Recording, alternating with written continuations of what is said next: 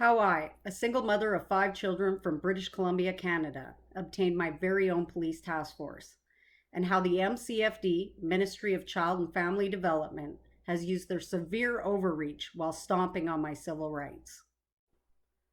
I'm Verity Bolton, born and raised in BC, and here's my story. My oldest child, 16 years of age at the time, wanted to run away with her 17-year-old boyfriend to obtain freedom. Her boyfriend had been under the ministry's care for approximately 3 years at that point. He'd been suspended from school, violent towards family and school staff, into drugs and alcohol, and extremely controlling. The MCFD came to my house. They did not let me know all my rights, but I felt I had nothing to hide, so I let them in. I never in my wildest dreams would have thought that they would have the grounds to remove my children. The MCFD then interviewed the youngest 4 children, without me being allowed to be in the room, near the door, and without any adult presence. After the interview, the social worker told me that I have happy, healthy children, and then reassured me that they would not be removing any of them. The social worker spoke to one of my 3 references, their stepdad. He reassured them that he had had no concerns nor had heard any. Before they left, the social worker asked me to sign a safety plan. I did. The social workers then spent the majority of the next day interviewing my estranged mother regarding my parenting. At that point, I had had next to no interaction for the past 10 years with my mother, other than about a dozen texts, with the majority of them lacking her response. The social workers came back the day of my mother's interview and informed me that they felt as though I wasn't taking many of the accusations seriously. They asked me to sign a second safety plan. This is in a matter of 24 hours. I told them that I could not in good conscience admit to allegations that have been inaccurate, exaggerated, or falsified. I admitted to the issues at hand that I felt I could have done better or changed on the first visit, as well as taking accountability for my actions. The social workers came back 2 days after the initial interview on April 15th, 2021, accompanied by police escorts to inform me that they are removing all 5 of my children. They did not hand me any documentation. The social worker listed a few reasons for the removal. 1, the expired food in the house, which almost all of it was within the food bank guidelines. I asked if she had called to see if what I was saying was accurate. She said she did not call, despite me asking her to do so on multiple occasions. The 2nd, I was told my children's schools, past and present, had concerns. The 3rd, the children's concerns. I was down on my knees begging for them to reconsider. The police said, "Sorry, there is nothing we can do. It's out of our control." The MCFD picked up my distraught children from school without my knowledge and relocated them 4 hours away without letting me give them a hug or say goodbye. The MCFD never called the remaining 2 references. I contacted the schools in order to be made aware of their concerns, only to find out that the schools had no concerns and that my children's main school of 3.5 years was never contacted.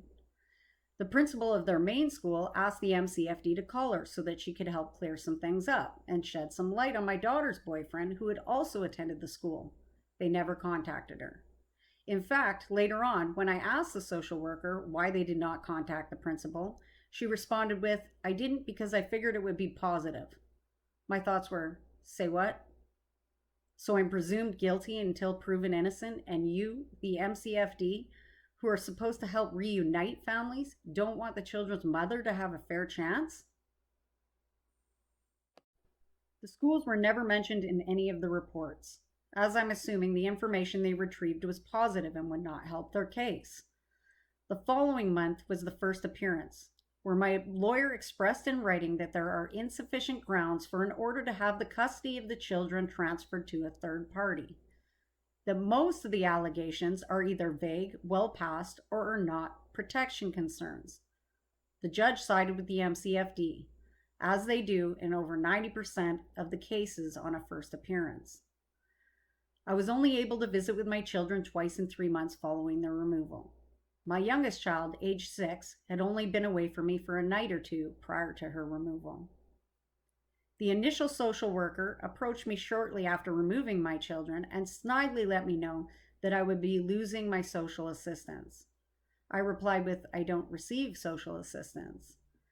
The social worker apologized and responded with, a majority of their clients are Indigenous and on social assistance.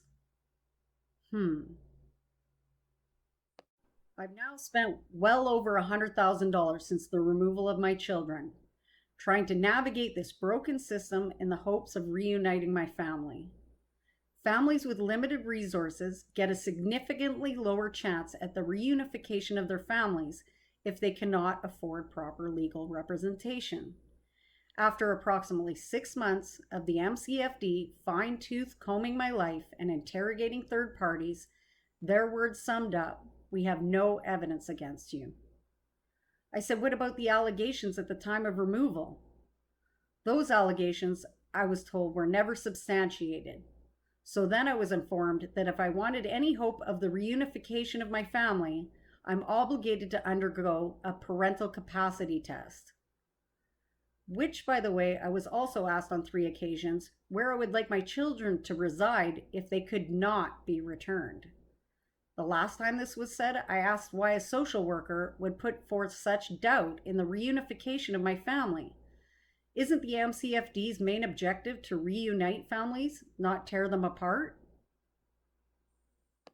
Later, the MCFD informed me that I did not get approved for a parental capacity test as it's not in their budget, despite never being interviewed with my children. Although my manipulative estranged mother got the privilege of being present for the interview process.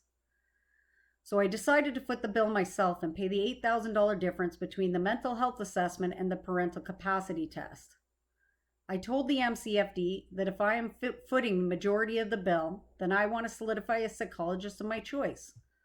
The social worker did not seem to like that, but through a time-consuming process, they eventually agreed.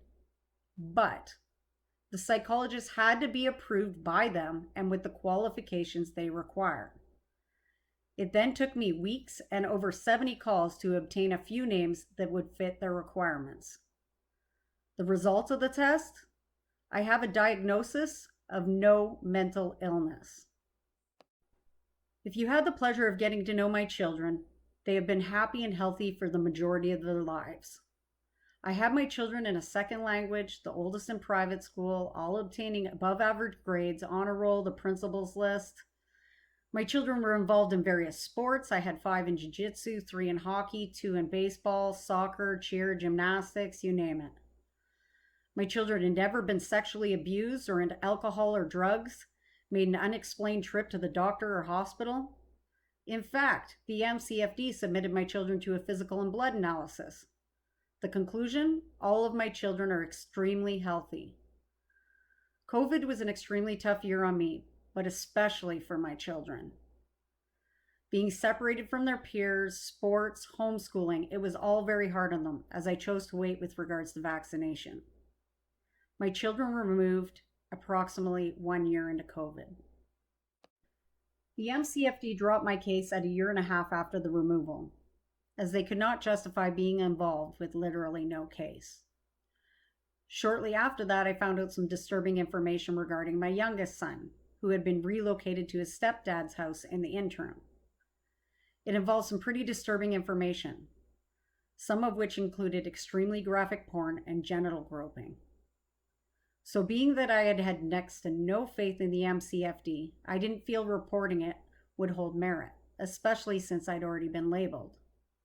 So, my mama bear self wanted to keep him safe from a potential predator until court. I took my youngest 2 children against an interim guardianship court order in order to protect them. I sent a letter to the police letting them know what was going on and that I am not a missing persons. The police disregarded my letter and started a task force in my name anyways. The Amber Alert lasted about 10 days in July of 2023 until we were forcibly taken down by multiple authorities. We did not see or hear any of the news outlets and were unaware of the Amber Alert. Until we were staring down the barrel of a gun. We absolutely would have turned ourselves in if we had have known that the authorities were involved. What kind of a world are we trying to live in where a Canada-wide Amber Alert can be issued against a mother who is simply trying to protect her children? My children are now separated into 3 homes, 2 cities, and it's been almost 4 years since the removal of my children. The legal system is a very slow process. Through this experience, I've met many families impacted by the severe overreach of the MCFD. Some families taking more than 20 years to be once again reunited. Through further research, I found that the MCFD unnecessarily removes 2/3 of the children when there were less intrusive measures that could have been taken. I feel that the media often likes to make an innocent person look guilty without any knowledge of the actual events, painting a person guilty until proven innocent. One thing the media did get correct was the assumption that I don't look like I will take no for an answer. I do have a habit of not taking no for an answer. I taught my children that where there is a will, there is a way. That's how I survived raising 5 children as a single parent. Push forward no matter what, and you will persevere. I miss my children every day. Not being able to see them on holidays, birthdays, graduations, watching them excel in sports has been an emotional roller coaster. At this point, it's been 1.5 years since the last time I hugged my children.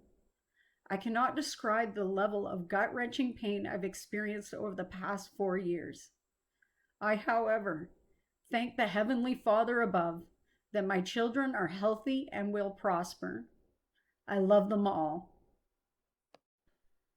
I'm asking for the public's help.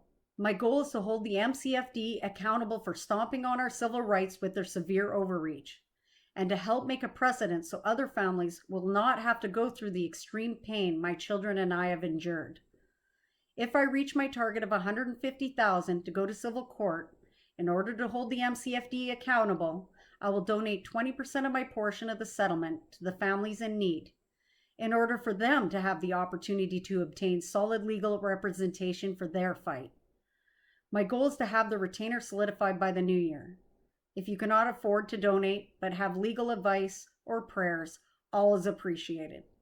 Let's stand up for the less fortunate and broken families. God bless.